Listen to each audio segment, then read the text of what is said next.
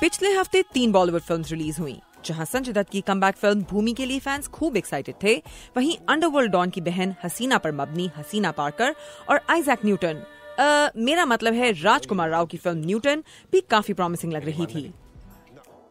भूमि एक बाप और बेटी के रिश्ते की इमोशनल कहानी है।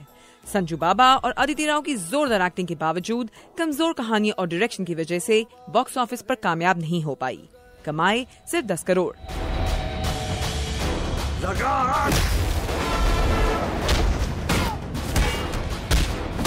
एक दशक से अपने कराची में बसे भाई के अंडरवर्ल्ड का बिजनेस चलाने वाली हसीना पार्कर पर आखिरकार केस दायर हुआ।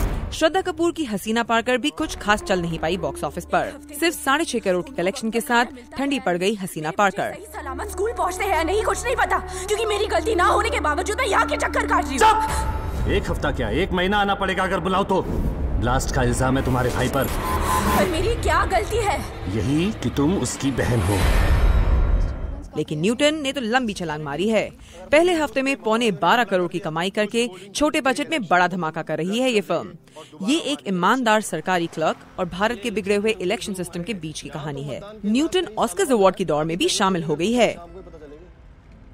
इन तीनों में से न्यूटन ने पहली बाजी तो मार ली है, लेकिन ऑस्कर्स में क्या करती है, इंतजार करते हैं। बैट्समैन या बॉलर? एम्पायर लगा मुझे।